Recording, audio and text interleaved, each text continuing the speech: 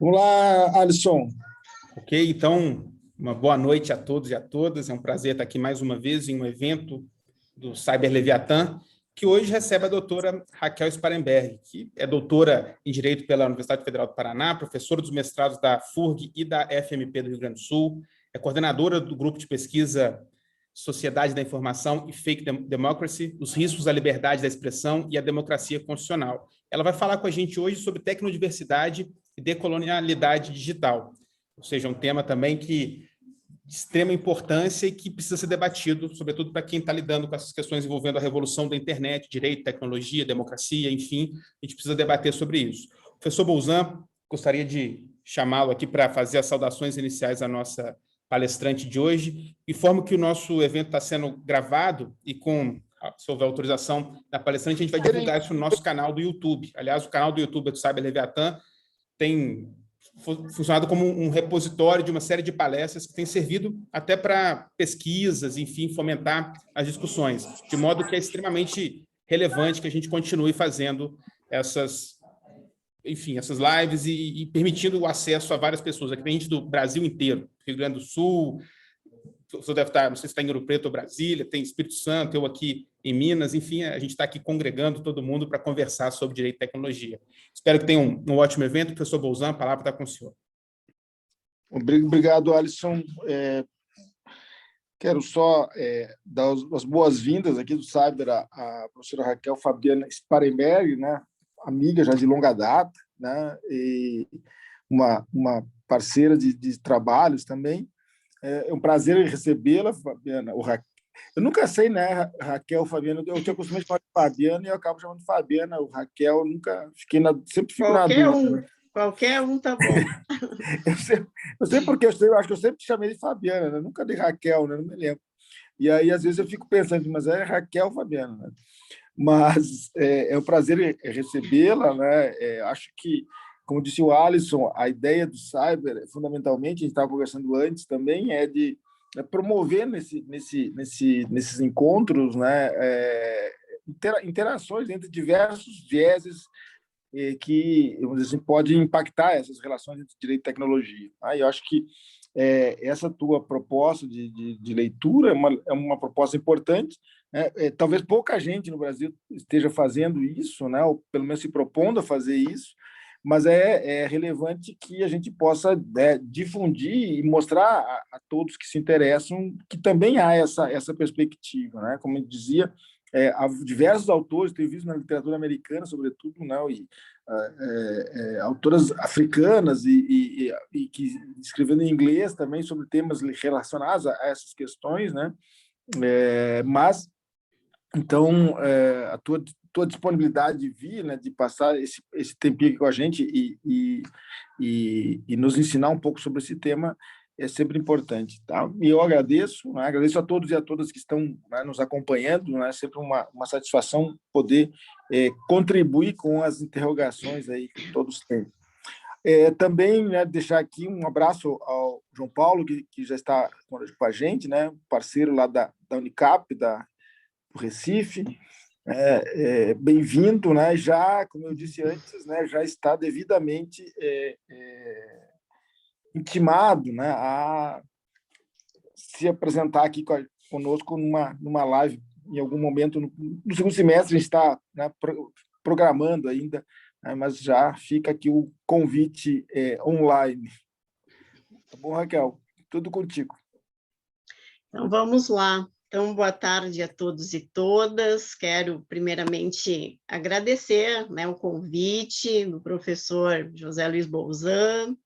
Como ele mesmo disse, né, um amigo aí de longa data, né, nos conhecemos já há muitos anos, acho que nem sei quantos, e nem vem ao caso aqui, né, mas agradecer e principalmente por poder, né, dialogar também em relação aos grupos, né, um diálogo que começa também intergrupos, né, já que alguns componentes daqui, né, estão comparecendo no meu grupo. Na próxima semana é o professor Bolzan, né, que estará lá conosco. Então, é uma satisfação, né, de fato, estar aqui. Cumprimentar também, né, o Alisson, né, pela receptividade, todos os membros que compõem o Cyber Leviatã, que realmente é um grupo de pesquisa que ganha, né, a ascensão no Brasil, quando a gente comenta, né, com os alunos que estamos, né, de alguma forma dialogando, né, com o Cyber Leviatã, já dá um brilho assim nos olhos de todo mundo, né? Isso significa que, de fato, o grupo ganha ou está ganhando uma grande repercussão no Brasil pelo trabalho que vem sendo feito.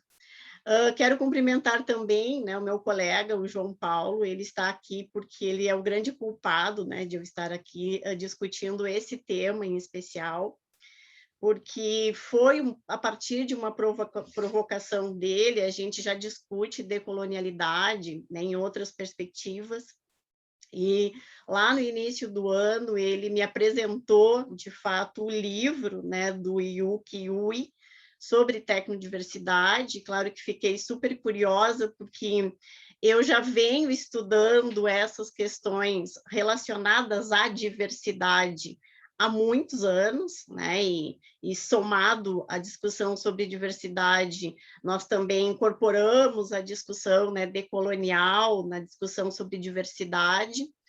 Então, claro que, né, quando o professor João me fez essa provocação, nós começamos a pesquisar, começamos, né, a fazer uma interlocução também com o grupo do professor João, lá da Unicap, e também com outros grupos de pesquisa, né, do Brasil, que estão preocupados com a questão da decolonialidade e que hoje também passam a se preocupar com a decolonialidade e a questão tecnológica.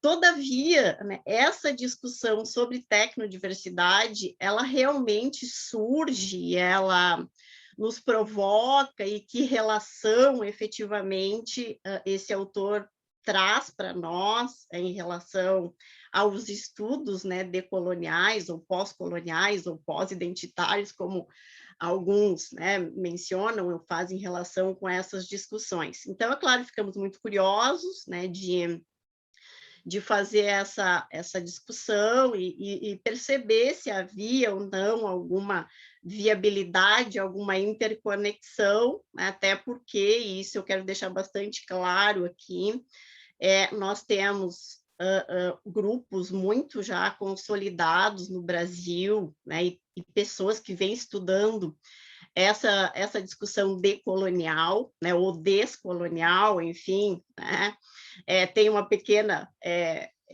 digamos, diferença entre um e outro, mas ambos, né, trabalham na perspectiva digamos assim, de discussão, né, ou de resistência a algumas epistemes. Não só resistência, mas também, né, algumas perspectivas também de resistir, numa perspectiva também de pensar algumas rupturas, né, epistêmicas.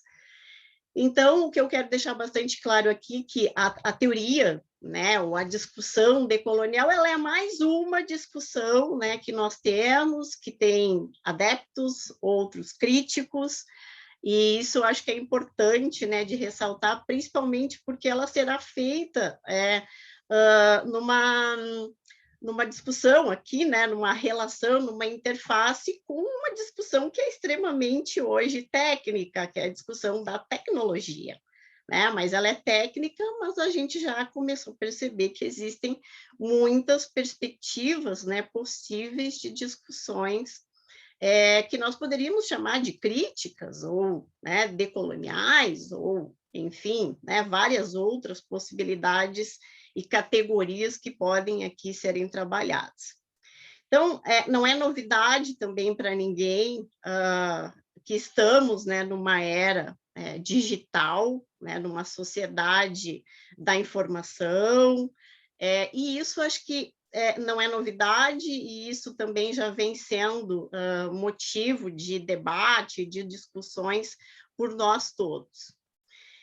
Só que a vida social em si, né, ela hoje, nós todos sabemos, e nós estávamos discutindo justamente isso, ela é quase inexistente hoje sem o uso da internet, né? Seja para marcar um encontro, né? Seja para conhecer novas pessoas, para o trabalho, né? Para os estudos, para pesquisas, quer dizer, a internet está na nossa vida, né? Está na nossa vida, portanto, é parte da sociedade. E nós temos aí autores, e aí também em relação à bibliografia, eu queria dizer que a gente tem, né, buscado muitas referências em relação à tecnologia e à crítica que se pode fazer, né, a essa tecnologia, que nós vamos aqui trazer para vocês. Então, depois eu posso disponibilizar, o que eu já posso antecipar é que, de fato, a gente tem pouquíssimas discussões sobre decolonialidade e tecnologia, ou decolonialidade, direito e tecnologia, mas nós temos muita gente já, e isso realmente, assim, pasmem, né? Não é no Brasil, é fora do Brasil, preocupados com a tecnologia, né? E, portanto, a episteme tecnológica, como ela vem sendo construída, e as relações sociais, né? Ou as injustiças sociais, e principalmente Europa e Estados Unidos, né? Então, grande parte também dos textos, eles são textos em inglês. Então, a gente tem muita gente discutindo essa colonialidade digital e os impactos que isso, né, desencadeou na vida das populações. Então, isso, e principalmente também uma preocupação com a IA, né, com a inteligência artificial. Então, assim, muitos textos preocupados com a inteligência artificial e a colonialidade digital. Então, o que a gente percebe hoje? Né? Uma espécie de virtualização do eu. Né? Isso já é real, já é perceptível. Tá? Então, estamos, sim, né, diante de novos desafios, desafios, né, que podemos chamar, então, né, como o Yuki chama, de tecnodiversidade, capitalismo de vigilância, sociedade da informação e, por fim, né, que é uma categoria, então, que agrega tudo isso, que é, e outros, né, tantas, que é o colonialismo digital. Tá? E que, claro, tem várias preocupações dentro dessa lógica do colonialismo digital. E aí a grande questão, e eu acho que é isso que eu tenho que trazer aqui para vocês, para a gente poder fazer um pouco essa interface, ou essa inter-relação, é basicamente o que o Yuki traz. Né? O que é essa técnico-diversidade? Então, uma das questões também importantes é que parte dos estudiosos da decolonialidade, eles vão fazer uma crítica a alguns autores europeus, né, americanos, né? Então, e ele, em especial, ele vai, digamos assim, beber, né, em muitas vertentes eurocêntricas, tá? E muitas vertentes também americanas, como vai beber também em vertentes brasileiras. Isso é muito interessante também no livro, quando ele trabalha ali com um antropólogo, que depois eu vou citar para vocês. Quando a gente lê o livro, ele tem uma densidade, né, quem leu já deve ter percebido isso, muito, muito difícil. Ele não é um livro fácil, agradável de leitura, tá? Mas, principalmente, o que significa isso? Né? Primeiro, se a gente pudesse caracterizar a ideia de técnico-diversidade numa grande frase, assim, ou englobando uma série de categorias, nós poderíamos dizer que ela vai discutir o poder e a hegemonia dos grandes grupos e conglomerados. Tudo isso a partir de que perspectiva? A partir da técnica e a partir da cultura das sociedades.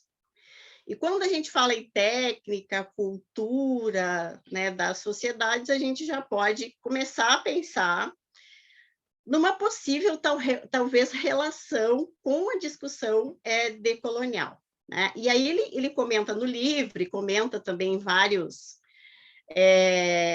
vídeos, né, que estão disponíveis aí na internet, também para quem, né, quer começar essa discussão, tem algumas palestras dele, que nós, no mundo inteiro, e principalmente, ele vai se preocupar, é muito interessante isso também no livro, porque eu sempre digo assim, nós todos estamos sempre preocupados em estudar os europeus, né, e estudar os americanos, e eles estão muito tentados a estudar nós, né, a nossa realidade. Ele diz isso no livro, é muito interessante, assim, no sentido de estudar a tecnodiversidade, né, nos países do Sul, né, em especial.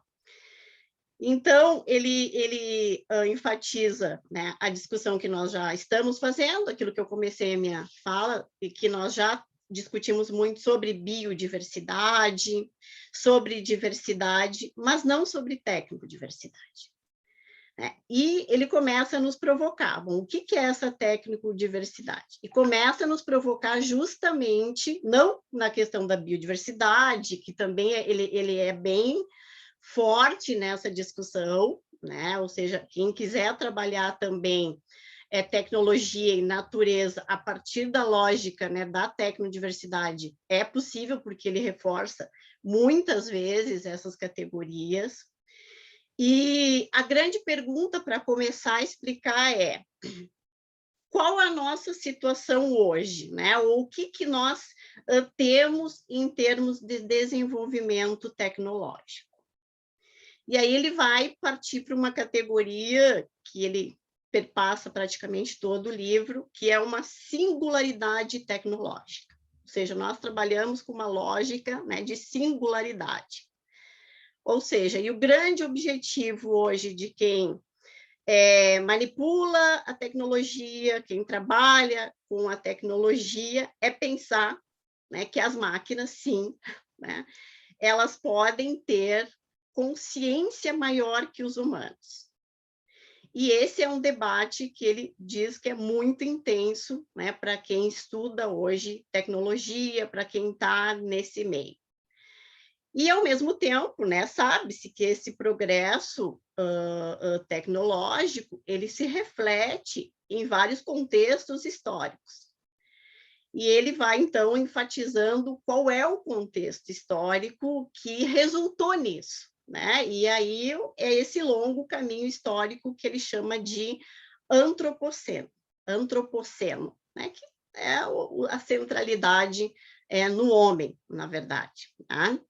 Que para alguns, né, esse antropoceno, essa força da tecnologia, esse pensar da tecnologia começa já na colonização, ou para outros ele diz, né, na Revolução Industrial, enfim. Tá? Mas não importa, né? O que ele vai dizer é o seguinte: nós precisamos refletir sobre essa questão. Há no mundo uma única história da tecnologia. Quando se fala em singularidade, é porque há uma única história da tecnologia. E devido, então, a essa aceleração, né, do que ele chama de antropoceno, né, e as ações humanas, né, que vêm afetando a Terra, nós temos crises, né, crises ecológicas e outras tantas crises. E ele começa a questionar, né, o porquê será de tantas crises e o porquê dessa evolução cada vez maior da tecnologia. Aí ele questiona, claro, né, os pilares da modernidade, né, principalmente algumas rupturas, também questiona, mas independente, né, das rupturas, o que ele reforça, e é algo que a colonialidade, a discussão decolonial, colonial, decolonial também faz, é que a modernidade, ela desencadeou um processo de universalização, né, de práticas, de epistemes, tá? E que convergiram para essa singularidade tecnológica e essa homogeneização. Né? E aí ele usa essa expressão assim: o homem, ele acha que é Deus. Né? Ele acha que é Deus. Tá? E como resposta a esse antropoceno, é claro que nós temos aí muitas discussões, ele trabalha muito com as discussões no âmbito da antropologia, da filosofia, ele cita, por exemplo, o filósofo francês, o Philippe Descola, né? Ele, que é um discípulo, né, de Lévi-Strauss, e que vai discutir, então, também a relação entre natureza e cultura. Essa é uma parte muito interessante, né, do livro, porque para trabalhar esses distintos conceitos da natureza ligados a determinadas culturas e culturas que vão desencadear a tecnologia, tá? E que, portanto, não possibilitaria uma universalização, não poderíamos pensar tecnologias também de caráter universalista, como nós temos. Ele vai citar um brasileiro, também antropólogo, né, que é o Eduardo Viveiro de Castro. Esse Eduardo Viveiro de Castro, esse autor, ele trabalha com uma dicotomia, né, uma relação entre multinaturalismo e multiculturalismo. O que significa isso, né? E ele já enfatiza na obra, e o Yuki cita muito ele, e bebe muito nessa fonte, dizendo que nós temos que pensar, né, que numa nação, também perpassa por essa discussão, né, de uma nação, existe uma multiplicidade de culturas. Tá?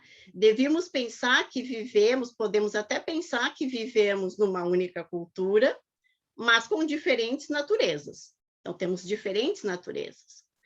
E essas muitas naturezas, elas significam diferentes ontologias.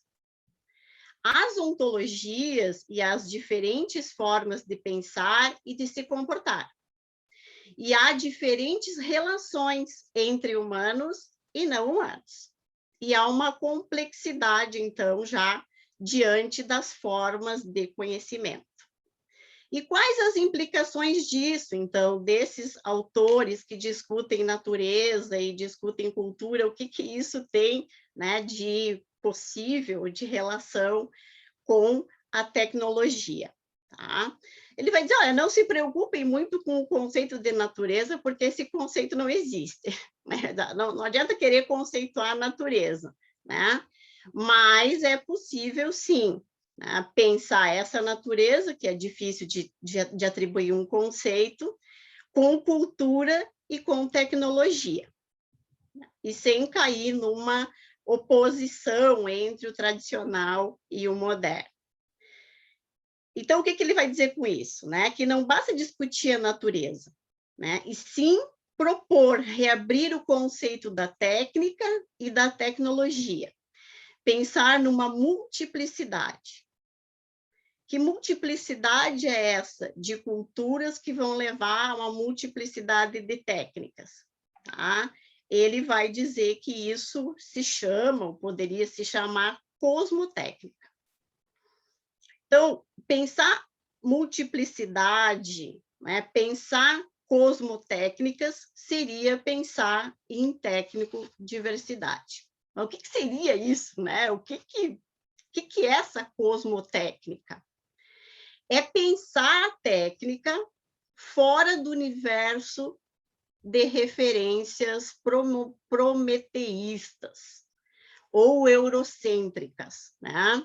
Amplificadas. E aí uma outra questão, né? Ele vai pensar essa cosmotécnica, e aí é que vem talvez uma discussão que é um pouco mais complexa, é que ele vai pensar essa cosmotécnica a partir, é quase que se fosse assim, né? Vamos romper com essa cultura universalista tecnológica, né? Com essa tecnologia universalista e singular, e vamos pensar que as mais diversas culturas, elas também possuem técnicas, e elas também possuem tecnologias.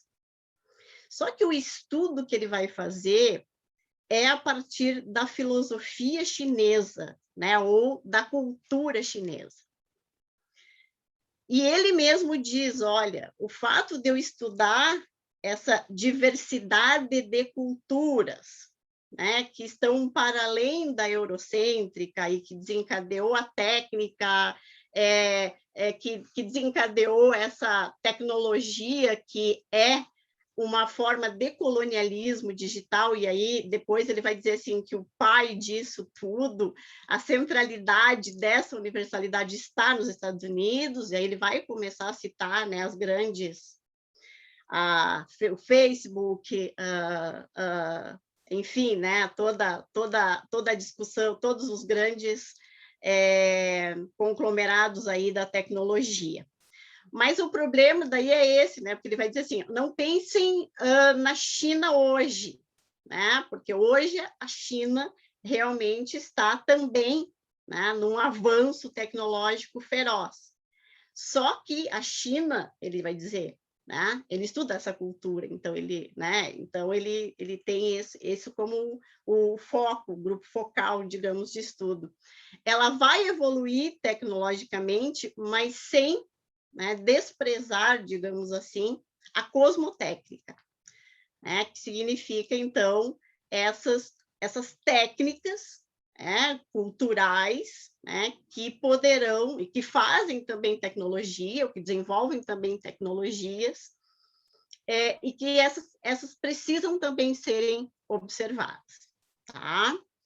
Então, ele põe em xeque essa premissa universalista.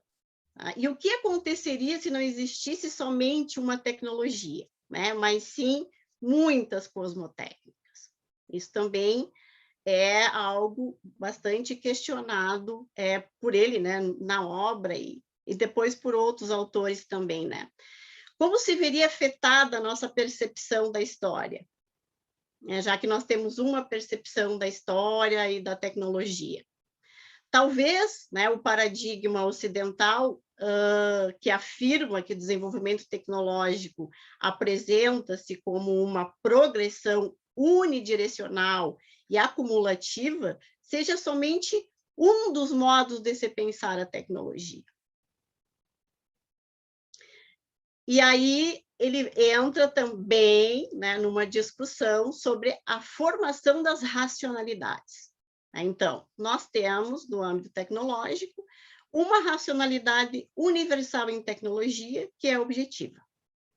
Tá? E, assim, né, a trajetória que nós temos é de não conseguir desviar dela. Ou seja, a gente não, vai ser muito difícil desviar dela, né? E desviar significa que vamos ter aí um problema histórico, né, que talvez a gente tenha que tentar compreender pelo viés da filosofia, da antropologia, ou até mesmo da própria tecnologia, né, do porquê que ela, mais uma vez, por que mais uma vez, digamos assim, essas cosmotécnicas, né, das mais diversas culturas foram deixadas de lado em prol, né, de uma cultura tecnológica ou de uma técnica universalizante. E aí tem duas questões bem interessantes, assim, que ele também enfatiza, né? Primeiro, a tecnologia, ela é universal e ela é, né, a exteriorização da memória, ela é a liberação dos órgãos do corpo, como alguns antropólogos e filósofos da tecnologia têm formulado. Ou a tecnologia não é antropologicamente universal. E ela é, sim, né, habitada e limitada por cosmologias ou cosmotécnicas particulares, que vão além das suas funcionalidades e utilidades. A gente fica se perguntando também, era algo que eu ficava assim, me perguntando, mas que tecnologias são essas, né?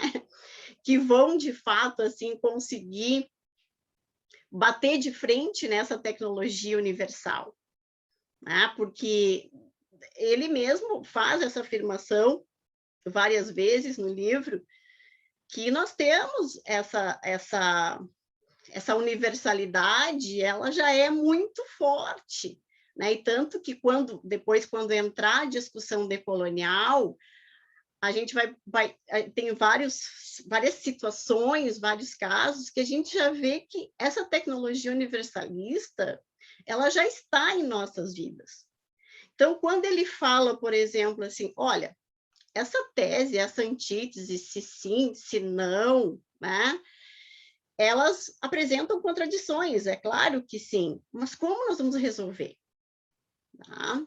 E aí ele pega, mais uma vez, a medicina, né, chinesa e a medicina tradicional. Ele vai dizer assim, a medicina chinesa ela é diferente da epistemologia universal. Tá? Então, assim, a tecnologia da medicina chinesa ela é diferente da tecnologia universal. E isso, né, jamais vai deixar de existir. Isso não significa que ambas não sejam medicina e que uma seja inferior à outra, né? Mas que deveria se pensar numa tecnodiversidade, ou seja, que essa cultura tecnológica de características universais, né, de característica universal, ela deveria dialogar, né, com essa cultura, com essa técnica, que é uma técnica cultural. Então, por tecnodiversidade, a gente pode compreender o quê? Né? A necessária rearticulação da questão da tecnologia. Precisamos entendê-la como um universo antropológico. Precisamos redescobrir uma multiplicidade de cosmotécnicas e reconstruir suas histórias, para projetarmos no antropoceno as possibilidades que nelas estão adormecidas. Então, assim, há muita coisa, né? Ele discute muitas coisas para chegar nesse conceito, tá? Então, é uma reabertura da questão técnica, né? Ou seja, em vez de a gente entender a tecnologia como esse universal, antropológico, a gente tem que redescobrir essa multiplicidade de cosmotécnicas, né? E esse conceito, ele visa, acima de tudo, desafios. Tá? Desafios, principalmente em relação como a tecnologia ela é compreendida hoje, né? E uma definição preliminar disso tudo, se isso é possível ou não, né? E aí ele trabalha com uma questão que é muito interessante, que é se a cosmotécnica, como uma unificação dessas ordens do cosmos, né, e da moral, porque ele vai dizer assim que a tecnologia, essa de caráter universalista, ela não se preocupa com as questões éticas e com as questões morais. E para nós pensarmos, então, numa técnico-diversidade, nós teríamos que resgatar, né, essas cosmotécnicas e também princípios morais. E aí, veja, que aí entra, né, uma questão que é extremamente complexa na discussão, né, que ele propõe. Então, como que nós podemos imaginar essa técnico-diversidade? Ele faz uma crítica também, e aí podemos começar a entrar um pouco mais aí na discussão das redes e tal, dizendo que as redes, né, como elas foram pensadas, como o Facebook, Twitter, WhatsApp, elas também são redes que a origem delas não tem uma origem, digamos assim, de sociometria, que eles chamam, né? De uma sociologia de grupos ou de uma dinâmica de grupos. Então, assim, simplesmente se cria rede e o indivíduo entra nessa rede. E aí ele enfatiza talvez, né, da possibilidade, resgatando, então, a chamada cosmotécnica, de por que não há redes, né, ou por que não pensar redes especificamente que advêm de processos coletivos. Ou seja, não uma rede de um grande conglomerado, né, que adentra, então, né, no mundo tecnológico, e faz, né, desse mundo uma rede, é uma rede social, sim, mas é uma rede social que nasce da individualização de cada um, e não de processos coletivos. Esse também é um debate interessante de se aprofundar. E ele diz, inclusive, assim, mas isso foi numa entrevista, que ele havia pensado, né, com os professores, de pensar redes de movimentos sociais, redes específicas de movimentos de resistência a partir de cosmotécnicas, tá?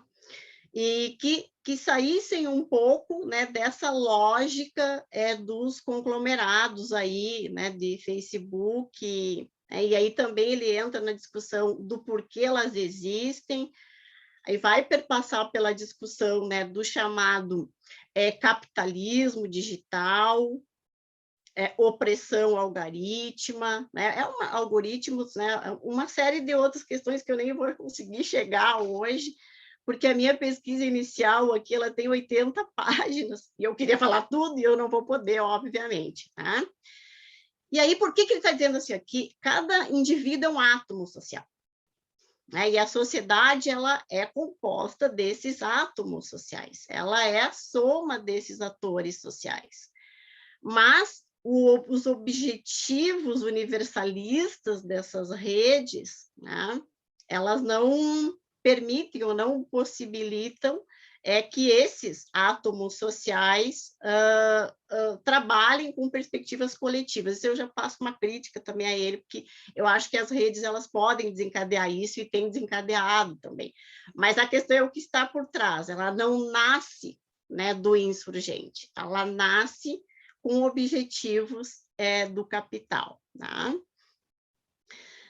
E aí ele fala de uma discussão que eu comecei a enfatizar aqui, da cosmotécnica latino-americana, né, que nós tínhamos que pensar também numa técnica, uma tecnologia, uma cosmotécnica latino-americana. Mas isso fica para um outro momento que eu não vou conseguir falar.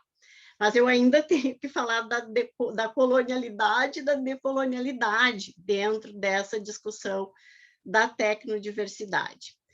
Bom, então, qual é a relação, tá, pessoal? Eu acho que deu para entender, né, mais ou menos o que seria essa tecnodiversidade. Tá? Então, é um questionamento a partir das cosmotécnicas, né, que estão nas mais variadas culturas, nas mais variadas naturezas. E por que a gente acaba tendo certeza que é isso? Porque ele apresenta o seguinte raciocínio: se é possível pensar um pluralismo ontológico, e a tecnologia se define em parte, né, em relação à natureza, então deve ser possível pensar igualmente um pluralismo tecnológico, né, a partir das mais variadas cosmotécnicas.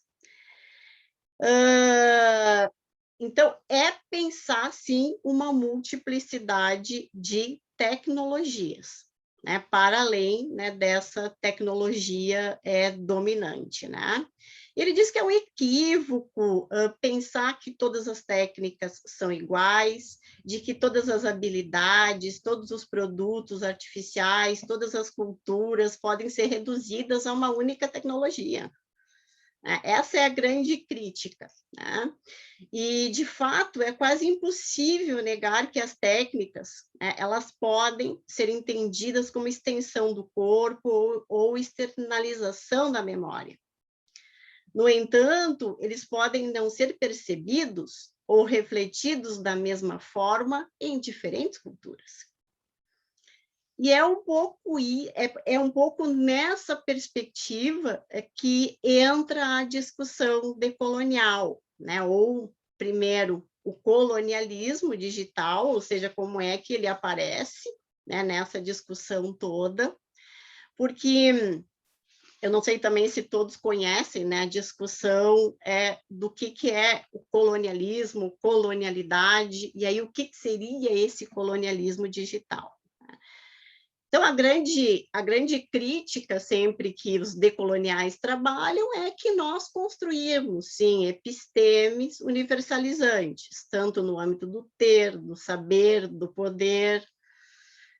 Então, isso já vem sendo objeto, né, de crítica nas mais diversas áreas, né, do direito, de como nós construímos as epistemes e simplesmente silenciamos ou subalternizamos outras epistemes, né, ou outras histórias, ou outras culturas. Então, é nessa relação aí que pode se trabalhar, né, as duas lógicas, digamos assim, a da chamada tecnodiversidade e essa perspectiva aí colonial-decolonial. Por quê? Porque vai se dizer que, mais uma vez, por meio da tecnologia, se quer novamente, né, colonizar. Né? E colonizar quem, em que sentido, em que circunstâncias, e aí adentra também a discussão, né, do capitalismo digital, né? Também é possível de discutir a partir, então, dessas premissas. Então, o colonialismo, né, pessoal, os colonizadores, eles usam, né, o poder para subjugar os colonizados e apoderar-se de recursos desses, né, e enviando essas riquezas à metrópole, né, justificando suas ações como um discurso de diferenciação hierárquica entre povos e culturas. Então, aí tem relação com a discussão que ele traz, né, da técnico-diversidade e das mais diferentes cosmotécnicas, ou seja, as técnicas que foram subjugadas ou que foram silenciadas e que também poderiam, né, ganhar espaço, digamos assim, nesse avanço da tecnologia. Tá? E a colonialidade, ela então, se soma também a esse debate, porque ela é empregada para chamar atenção do lado obscuro da modernidade, que é justamente também o que ele critica, o que ele... Não é que ele critica, mas que ele chama atenção, tá? Que toda a retórica da modernidade e suas ideias, né, pretensamente universais, e aí, na decolonialidade, a gente discute, né, a colonialidade do cristianismo, do conceito de Estado, de democracia, de mercado, e aqui nós poderíamos, então, discutir a colonialidade pelo viés tecnológico. Mais uma vez, a dominação, o controle, a exploração e a dispensabilidade de vidas humanas, né, ou subalternização de saberes e técnicas. Tá? Então, nesse aspecto, tecnodiversidade, colonialidade, né, começam a, digamos assim, dialogar. E depois disso, né, depois dessa discussão, então, sobre a sustentação, né, do imaginário epistêmico e universalista, que nós construímos também no âmbito já da tecnologia, surge essa expressão, né? Colonialidade de dados, colonialismo digital, e que também a gente não tem ainda conceitos, né, específicos sobre isso, mas é um mundo onde o colonialismo digital já não corre o risco, né, já está ocorrendo, né, de ameaçar o sul global, com significativas, né, e longos alcances aí de desigualdade, crescimento da vigilância estatal corporativa, tecnologias policiais e militares sofisticadas, né? São apenas alguns dos fenômenos que nós poderíamos aí enfatizar. Aí tem uma outra discussão também que é importante aqui, né, de ser feita, né? Que esse colonialismo digital, à luz também, né, do que o Ui trabalha, mas de quem também está trabalhando com essa nova forma, né, de colonialismo e de colonialidade, é a consolidação de uma divisão desigual. Tá? Então, no âmbito do trabalho, em várias outras áreas, onde os poderes dominantes fizeram uso das propriedades, né, e da infraestrutura digital, conhecimento, controle dos meios de computação para manter parcelas, né, da população em situação de dependência permanente. Depois disso, né, pessoal, aqui pulando, né, vários trechos que seriam importantes também de enfatizar do que vem sendo feito, né, pelas gigantes aí da tecnologia, que controlam as relações comerciais, cadeia de produção, né, enfim, nós vamos ter alguns casos, algumas situações muito visíveis de colonialidade, né, tanto do ser, do saber, do ter e do poder. Em relação à colonização do ser, na verdade, assim, eu separei, mas colonização do ser é do saber e é do poder. E eles vão trazer os autores, né, todos que já estão trabalhando com essa discussão, eles vão trazer, né, a educação como uma das primeiras colonizações, né, no âmbito digital, do ser e do saber, e, portanto, das epistemes, né, e trazem vários casos, né, de controle, né, da Big Tech, né, pelos sistemas educacionais da África, né, sistemas educacionais do Brasil, o controle da Google, da Amazon, do Facebook, da Apple, né, no âmbito educacional, não só, né, nos países do Sul, mas em outros países também da África e outros, enfim, tá?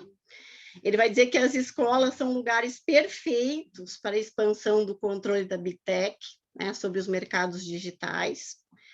As pessoas pobres do Sul geralmente dependem, né, de governos ou corporações para usufruir de um dispositivo sem custo. Ele vai falar do software também, que o software era gratuito, depois passou, né, a ser privado, e esse é um problema também, né? A colonialidade também gera exploração do trabalho, então, mais uma vez, a colonialidade do ser e do ter, tá? E traz vários dados sobre países como a República do Congo, até, né, daria aqui para relatar um pouco, né?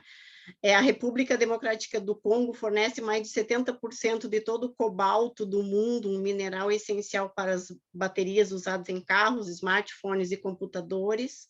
14 mil famílias do Congo estão atualmente processando a Apple, a Tesla, a Alphabet, a Dell e a Microsoft, acusando-as de beneficiarem do trabalho infantil na indústria de mineração de cobalto.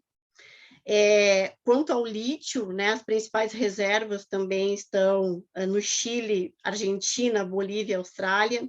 Os salários, né, aqui também, que a gente tem levantado, desses trabalhadores da tecnologia, né, ou que estão a serviço da tecnologia, são também precários, porque os países do Sul, eles oferecem uma abundância, né, de mão de obra barata para os gigantes da tecnologia.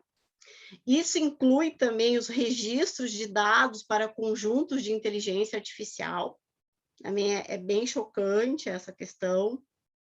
Afora, né, a colonialidade do poder e da dominação no âmbito político e dos meios de violência, né, o poder econômico das gigantes da tecnologia anda de mãos dadas, né, com a esfera política e social, e são, obviamente, né, favoráveis aos seus interesses e ao capitalismo digital.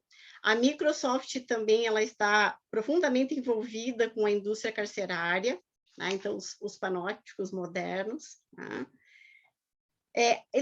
Para descolonizar também, a gente teria que fazer uma discussão sobre metrópole e periferia também no âmbito tecnológico.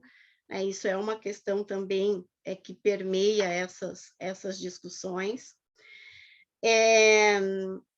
Bom, né? A teoria essa decolonial, ela vai fornecer várias ferramentas úteis para qualificar a natureza dos desequilíbrios de poder ou impactos, né, desiguais que surgem das tecnologias avançadas. E tudo que a gente mais tem em termos de aprofundamento é no âmbito da inteligência artificial. Tá?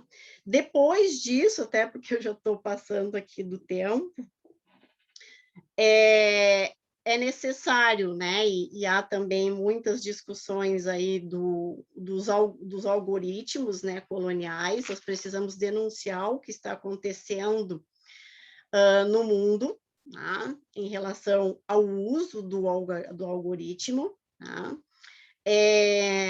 Outra questão, né, que também tem preocupado a decolonialidade é que a colonialidade ela tem fortemente batido tecla nos feminismos, nas teorias raciais, tá? Nas epistemologias de dados, na sustentabilidade ambiental e nas questões relacionadas à justiça. E esses são temas que hoje preocupam muito, né, quem estuda essa discussão aí da colonização, decolonização, dentre outros que eu já citei, obviamente. Há muita opressão também algorítmica, né, subordinação injusta de grupos sociais e privilégios de outros, mantidos por redes, né, complexas de restrições sociais, que vão desde normas sociais, leis, regras institucionais, preconceitos implícitos e estereótipos. Também, né, exploração algoritmo, então, a partir, né, do uso também do algoritmo, exploração também do trabalho, falei um pouco já sobre isso. Testes, né, vem se utilizando também testes, né, que se utiliza da tecnologia, e esses testes, eles são aplicados, né, vamos dizer assim, primeiro em países marginalizados, né, exploração de marginalizados, populações para progresso tecnológico, primeiro essas populações, depois os demais, né? Então, esse também teve um caso aqui de implantação de algoritmo preditivo para intervenções de bem-estar infantil pelo povo do governo da Nova Zelândia, mas primeiro eles fizeram o teste em Maori, né, que é o povo indígena da Nova Zelândia. Então, né, o que temos que fazer aí para, né, digamos assim, o que se tem de perspectiva, tá? Para pensarmos, né? Descolonizar, reformulando para que serve a tecnologia, tá? Restaurando o bem-estar, repensando as cosmotécnicas, essas são algumas alternativas, segurança, resistência. A tecnologia ela deve ser pensada à luz da diversidade, né? Precisa encarar a tecnologia como resultante de conhecimentos e contextos locais variados, o que pode contribuir para formas de pensar que levem à superação de impasses, né, políticos, sociais e ecológicos. Aí isso é uma parte do livro, né, enquanto nós, no Ocidente, nos encantamos com o poder das próprias plataformas tecnológicas que criamos, enxergando-as a partir de ideias reducionistas, como o conceito de singularidade. O IUC, né? O então foi para um outro lugar. O autor abraçou o conceito da tecnodiversidade, no qual destrói a ideia da tecnologia como um fenômeno universal. Na sua visão, a forma como lidamos com ela é limitante, né? E obscurece nossa relação com o cosmos e as suas infinitas possibilidades. Assim, pessoal, tem muita coisa, ele é heideggeriano também, né? ele bebe em Heidegger, algumas discussões, também Kant, né? E depois discute um pouco esses antropólogos, E é um autor assim interessante, né? Mas eu acho que tem também alguns pontos assim que eu vejo como difíceis, né? Como a discussão decolonial ela é hoje também difícil, né? Ou seja, rupturas às vezes epistêmicas são difíceis. Por exemplo, um dos textos que eu agora não vou me recordar quem é o autor disse não, tem que romper com a língua inglesa, né? Para pensar em cosmotécnicas. Com, né, o poder americano, né, em relação às tecnologias, e isso a gente sabe que não é uma tarefa fácil, mas eu acho que os demais diálogos é possível, né? É possível pensar, então, nessas cosmotécnicas, né? Não simplesmente desprezá-las. Tem trechos do livro muito interessantes, assim, né? Tem um que ele usa assim, um exemplo muito local, assim, de um açougueiro, né? Que sabe efetivamente fazer o corte, né? Respeitando a cultura, né? Respeitando a história do outro ser, né?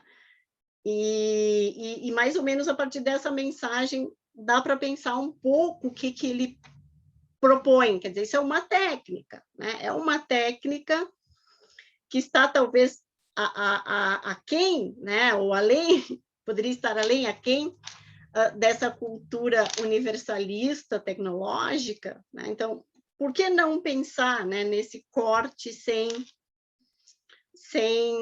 prejudicar o animal, sem fazer com que o animal sofra? Não sei, né, qual é o grande objetivo disso, mas é um pouco nessa perspectiva.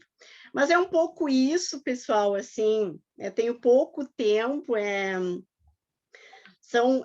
uma obra que possibilita assim, muitas reflexões. Dá para discutir o viés do individualismo versus coletivismos, multiculturalismos, naturalismos, capitalismo, né, várias perspectivas. Mas deu um pouco o recado aí, está dado. Muito obrigada.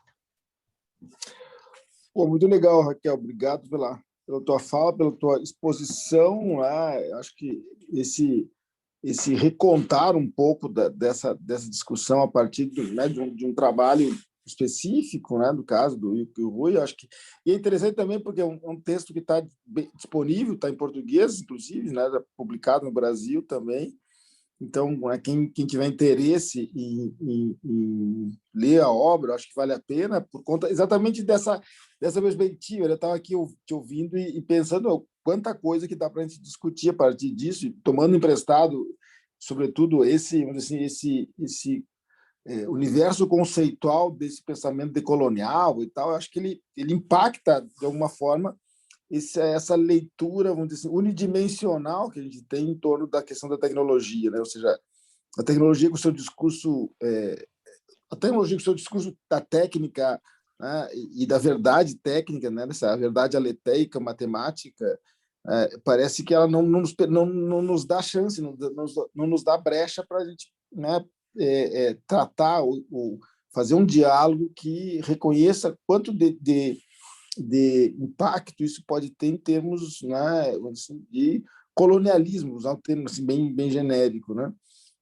A própria ideia, eu até fiquei pensando aqui, né, você pensar, quando se fala em termos, às vezes, de tecnologia ou de redes sociais, da possibilidade de construção de uma aldeia global, né, de forma mais viabilizado por essa virtualização, né? Quanto isso tem de um sentido único, né? Até muitas vezes, né? Ou seja, essa coisa parece muito, né?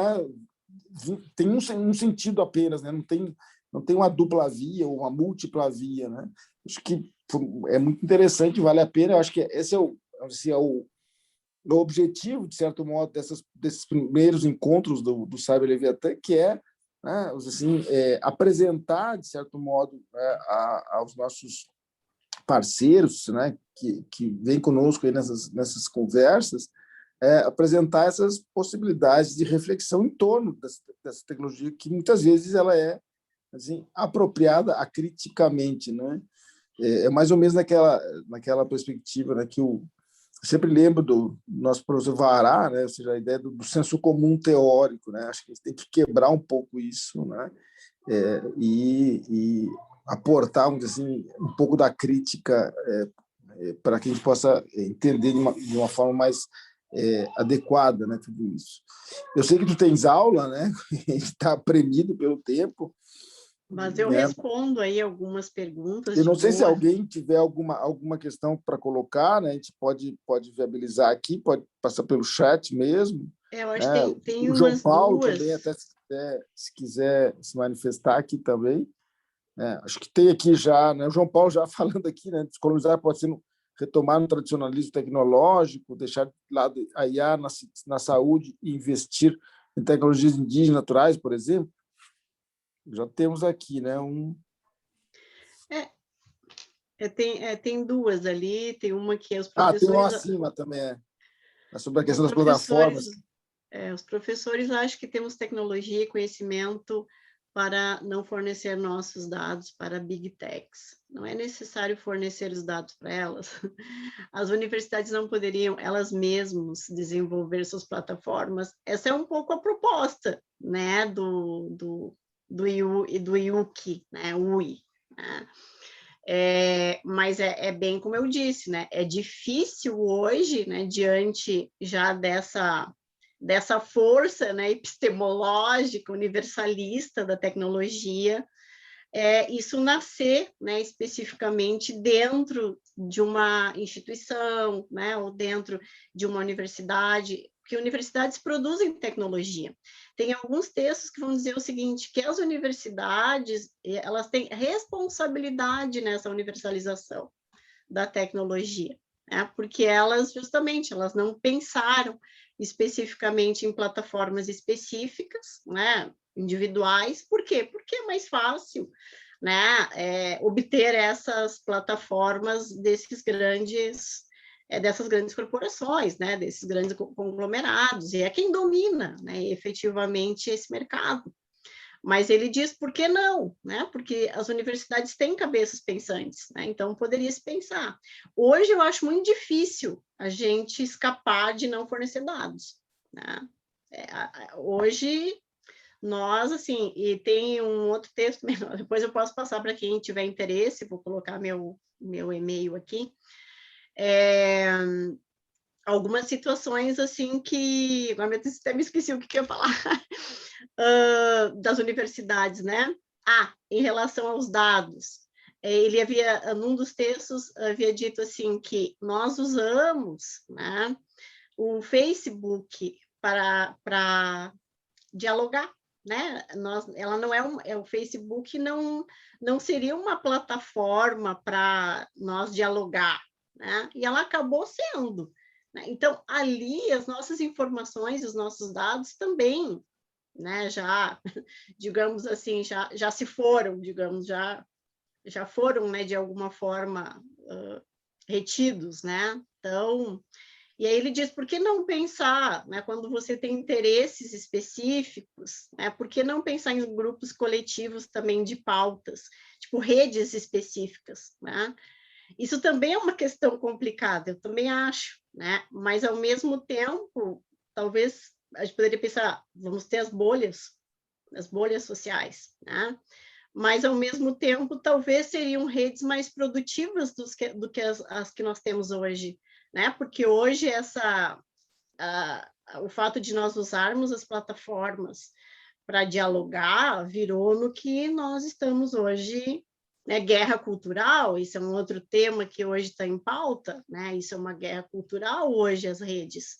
Elas se transformaram em guerras culturais. O que é isso? Então, qual é o serviço, efetivamente, dessas redes de tecnologia?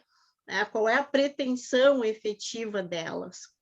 Então, eu acho que sim, né? Eu acho que as universidades poderiam, mas é bem aquela velha discussão, né? Nós estamos submissos a isso, né? De alguma forma.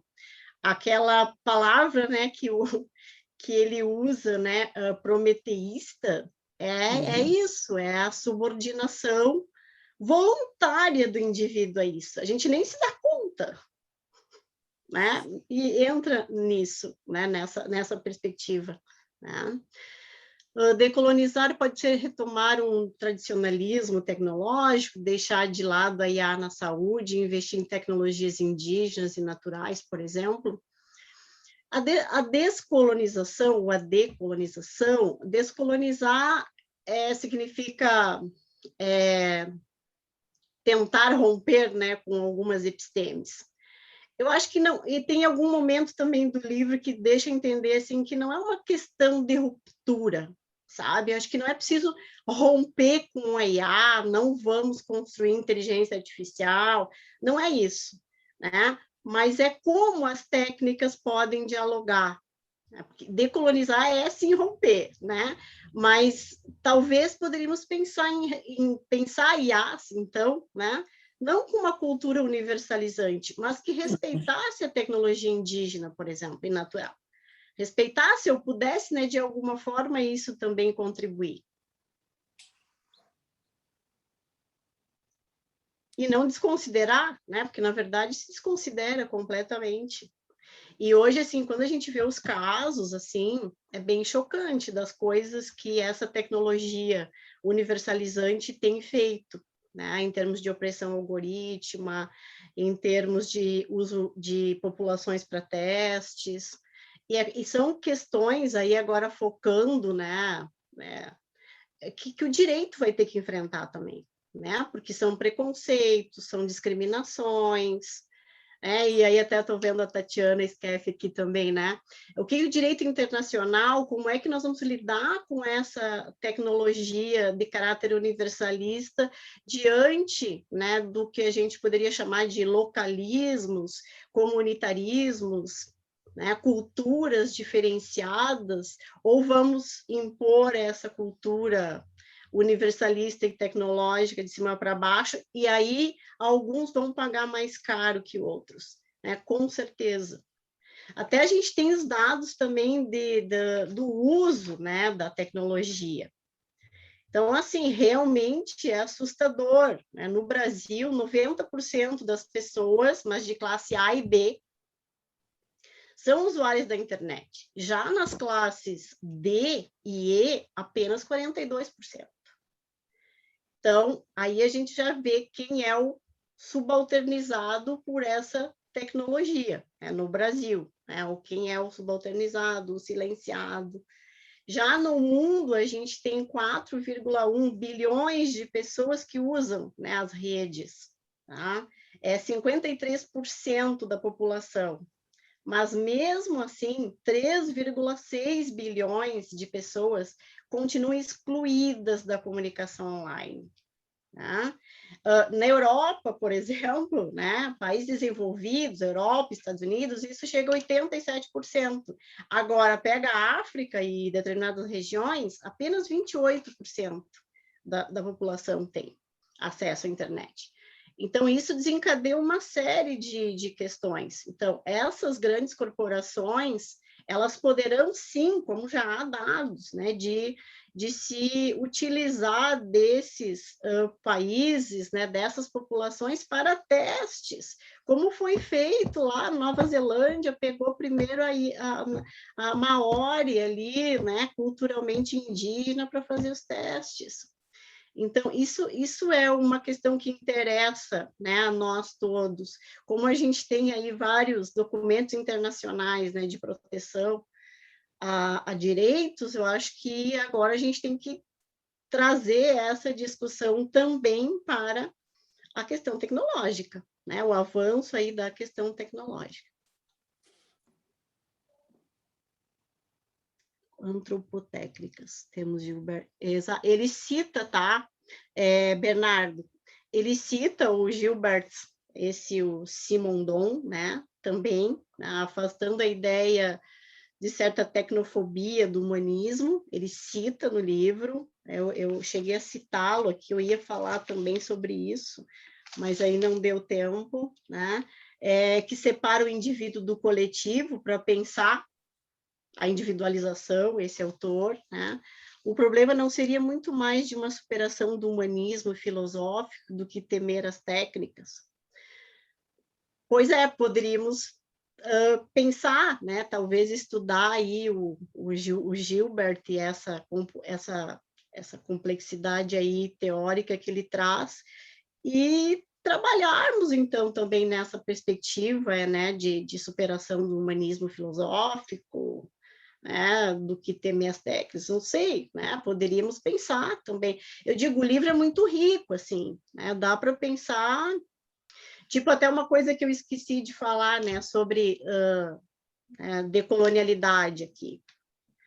A decolonialidade, ou essa discussão, ela não é do grupo Modernidade e Colonialidade, né?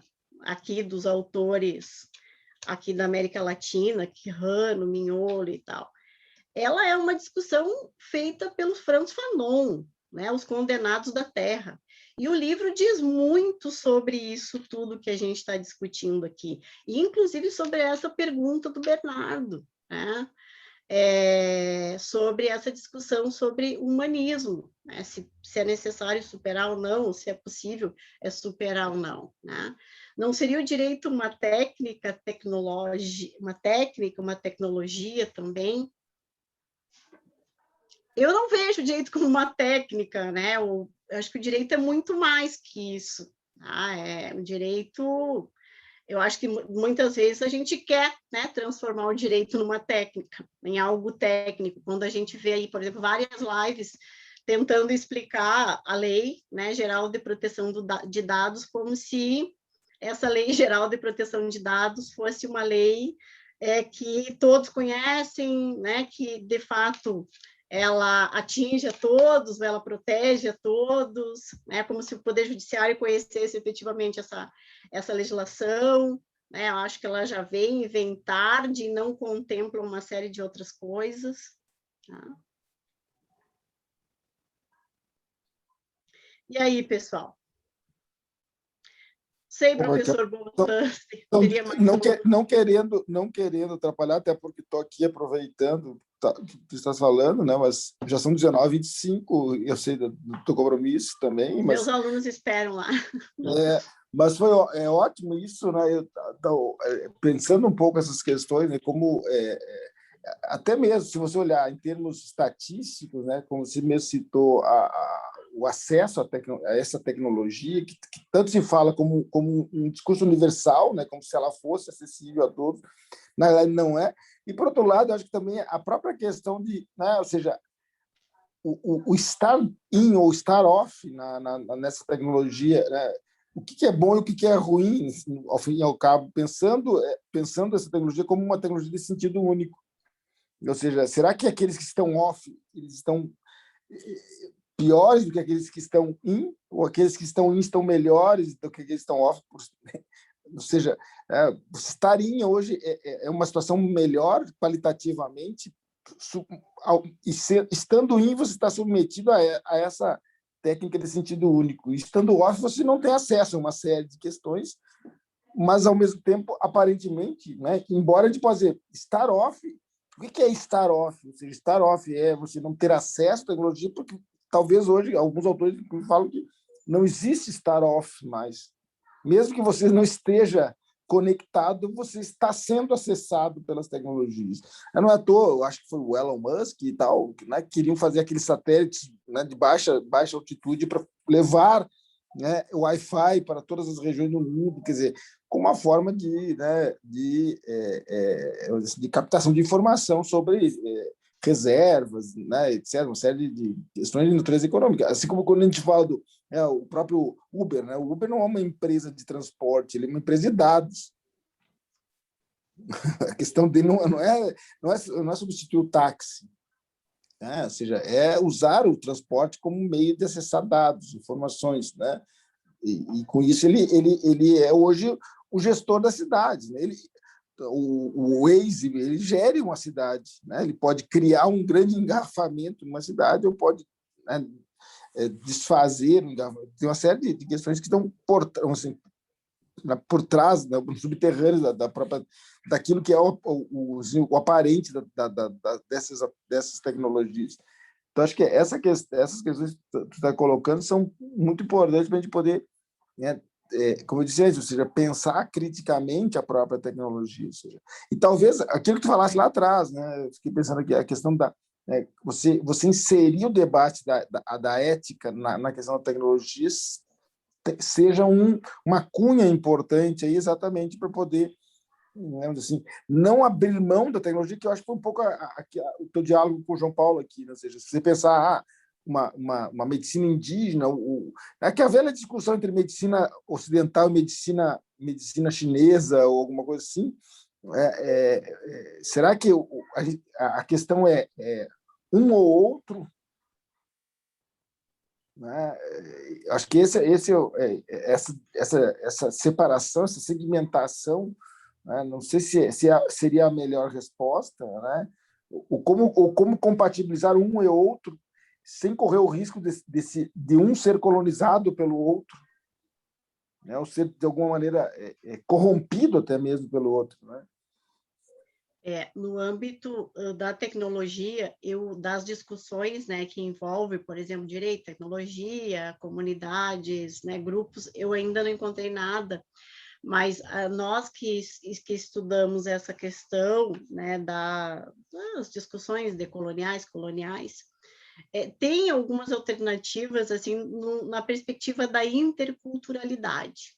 Então, daria para discutir, por exemplo, como é que poderia se dar efetivamente esse diálogo, né, entre culturas ou cosmotécnicas, então, diferenciadas, ou técnicas, então, diferenciadas, técnicas e tecnologia, né, a partir de uma perspectiva do diálogo, né? A interculturalidade é trabalhada pela Catarina Walsh, é quem melhor trabalha esse conceito, né? Mas veja, e aí entra naquela outro ponto que você enfatizou, né?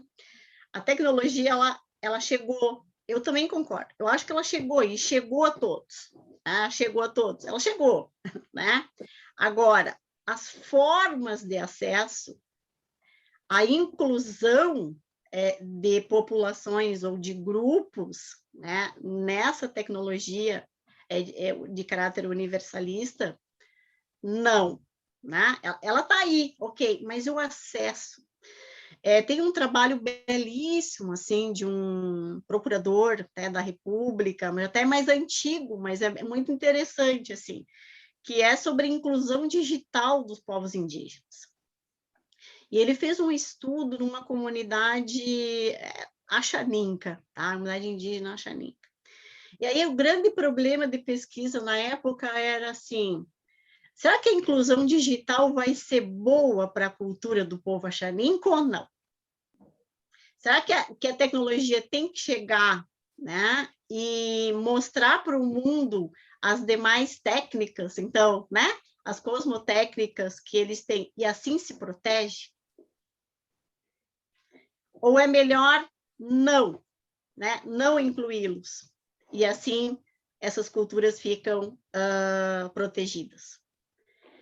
E aí, ele fez um estudo de campo, então ele foi e eles, com o diálogo, né, eles implantaram tecnologia na aldeia e divulgaram a cultura ou as técnicas, então, né, para o mundo. E nessa perspectiva entendia ele que talvez se preservasse mais, divulgando, né? Mas aí, veja, uma tecnologia, então, que ela vai, de alguma forma, contemplar a cosmotécnica, né? A partir de uma perspectiva do diálogo. Mas isso, veja, uma experiência, né? Foi uma experiência. Então, e aí essas outras questões, né? Hoje não é isso que a gente está percebendo. A gente está percebendo assim que algumas grandes corporações elas financiam, por exemplo, smartphones, computadores, né, para determinados grupos com finalidades específicas. E essas finalidades específicas opressão, né? Colonização, via o quê? O algoritmo. Né? Então, veja a riqueza de discussões que são possíveis, né, Bolzan? E aí, como é que a gente vai lidar com isso? né? Ou seja, ela está aí, ok, eu acho também, né? Ela chegou, mas assim, e esse acesso é efetivo a uma tecnologia também de qualidade e que não visa ser só de perspectivas, então, coloniais e de subalternidade, de silenciamento, retirada ali, né, comportamentos, retirada ali, até mesmo, né, cosmotécnicas para se utilizar disso numa perspectiva universalista. Então, essa que é a grande questão. Mas é um tema, assim, eu vou continuar, né, Bolsonaro, estudando, porque também a possibilidade de vir aqui, ela me fez, claro, aprofundar alguns pontos, né, porque o livro por si só, ele é denso, quando o pessoal for ler, eles vão perceber isso. Mas quando tu começa a dialogar, assim, com outros textos, aí você começa a ver as interfaces todas. E aí você vê a riqueza de possibilidades. E existem muitas coisas possíveis também para quem, né, alguém botou ali. Tem livros que realmente são rizomas, e é verdade. Assim. Tem muitas possibilidades também de discussão para quem gosta, né? Mais, e eu não me considero uma dogmática, né? Mas tem muitas possibilidades de discutir o viés também dogmático de tudo isso, a partir da perspectiva legislativa, constitucional, penal, porque os panópticos, eles estão aí, gente. Né? A tecnologia está se utilizando disso também. Né? Tem vários fatos aqui, vários elementos, né, que essas grandes corporações também estão pensando, né, em questões de como, né, trabalhar com a vigilância também, né, no âmbito carcerário. Bom, nas nossas vidas isso já é normal, né? O panóptico, aquilo que a gente vive dizendo, né, nas aulas, assim, no grupo, assim, experimenta colocar no Google, assim, quero comprar um piercing, piercing, minha filha fez isso, né, eu pensei, um piercing, toda semana piercing, né, no celular, no computador, em tudo, em todas as redes dela. Então, isso significa o quê? Então, tem muitas coisas interessantes. Assim, o livro tem muita discussão também sobre a relação sujeito-objeto, sobre essa questão que o Bolzan também traz, né, sobre a questão ética e sobre a questão moral. É que, às vezes, essa tecnologia de caráter universalista, ela passa por cima das questões morais. E que talvez as cosmotécnicas, elas consigam representar melhor esses pontos, né? Por isso precisam ser respeitadas ou precisam ser observadas, né? Mas é isso aí. Acho que quando a Bruna está aqui, ela é minha orientanda também, lá junto com o Jean Rier, lá na Unis, que ela é orientando o Jean Rier, na verdade, mas eu co-oriento ela. E a gente fez também um artigo pequeno agora sobre colonialidade, né? E ela também fez um levantamento aí sobre essa questão da exclusão, né, digital. Então, ela é muito ainda acentuada, né? Ela está aqui também. Muito legal, muito bom. Então é isso. Raquel, agora eu vou chamar Gostaria de ficar Raquel. aqui com vocês, mas infelizmente eu vou mandar meu e-mail aqui para vocês. Fabiana, aí sim é Fabiana, viu? Acho que é por isso que o Bolzan, vocês me chamam de Fabiana. É que Fabiana Bolzan é o meu segundo nome, né? E a minha família de casa, assim, todo mundo me chama de Fabiana. Vai ver, tu é aí de casa. Pode ser, que bom, né? Isso é bom. Mas é muito legal, Raquel Fabiana, agora eu vou chamar dos dois nomes, mas acho que trouxesse uma série de questões importantes, né? Acho que esse é o papel desses encontros, né, curtos que o Cyber está promovendo, exatamente fazer essa instigação, trazer referências, né, bibliográficas também, importante, né? Às vezes as pessoas, né, passam batido e procuram até essas informações, e aqui, né, com os colegas a gente tem conseguido, né, assim, repercutir muito isso. Então, só queria te agradecer, dizer que já estás convidado para trazer a segunda fase da pesquisa, né, quando tiveres aqui, e claro que a gente vai continuar, né, te queremos por perto também, né, sempre que possível, e com a gente, né, acompanhando. O João Paulo já tá devidamente intimado, né, assim, virtualmente. Ele pode depois continuar, porque ele também está um pouco estudando essa questão e pode ajudar também. será sempre bem-vindo também, né? Assim como a Tatiana Skeff ter participado do meu GP também, uma professora Tatiana da Federal escreveu um Russa, artigo.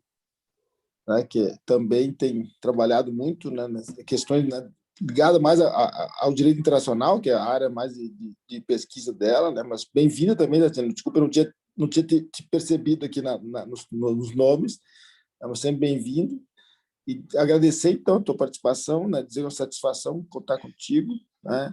E essas são do lado bom da tecnologia, que, embora estejamos distantes, estamos próximos. Não próximos como seria mais agradável, né? Mas pelo menos nos permite, né, fazer essa interação. Bom, um grande beijo, obrigado por tudo, né? Um abraço a todos e todas que estão conosco, né? Sigam nossas redes aqui no Instagram, e a palestra da professora Raquel Fabiano também vai ficar no canal do YouTube, a gente vai passar para ela avaliar e depois, né, será disponibilizada. Ok? Quem Bolzan precisar de textos, ou os textos todos que eu usei, né, eu posso disponibilizar, se o Alisson quiser me mandar um e-mail ou aqui no WhatsApp mesmo, eu mando os textos. Eu tenho já uns 30 textos, mais ou menos. Ótimo. Com essa perspectiva, a gente pode mandar aí para vocês, tá bem? Tá bom. Então, maravilha. Só agradeço. Tchau, tchau. Grande abraço, boa aula. Abração, pessoal. Abraço a todos e todas. Tchau, tchau.